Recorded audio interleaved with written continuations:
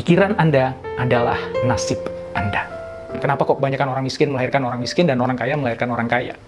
Biasanya orang miskin pikirannya juga miskin. Ketika anak mereka berkata, "Pak, aku mau sekolah yang tinggi, Pak, supaya nanti aku bisa jadi orang sukses." Apa kata si bapak? "Nah, kita ini miskin. Gak mungkinlah kamu bisa sekolah tinggi-tinggi. Apalagi jadi orang sukses. Bapak gak punya uang. Nah, udahlah kamu bantu bapak kerja aja di sini." Kemiskinan pikirannya si bapak mengkerdilkan pikiran si anak, yang kemudian menghapus mimpinya dan menggantinya dengan keinginan yang lebih realistis. Lingkungan permainan si anak juga nggak membantu. Dia bergaul dan berinteraksi dengan sesama mereka yang juga miskin, sehingga pembicaraan di antara mereka ya semakin membatasi semesta pikiran dari si anak. Si anak pun terjebak dalam pola hidup yang tidak akan membuat dia kaya. Sementara orang kaya biasanya memiliki pikiran juga kaya.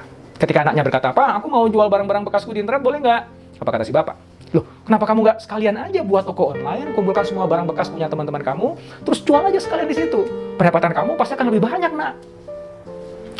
Si bapak mengajak anaknya melihat peluang-peluang besar di dunia bisnis yang bisa dicapai di masa depan. Dan bapak itu mempertemukan anaknya dengan teman-temannya yang juga kaya biasanya.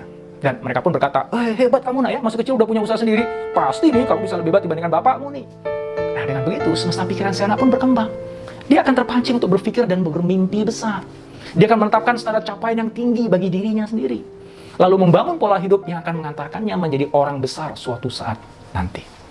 Sekali lagi, tentu saja selalu ada pengecualian. Gak sedikit loh orang kaya yang justru melahirkan generasi pemalas yang hanya bisa menghabiskan kekayaan orang tuanya.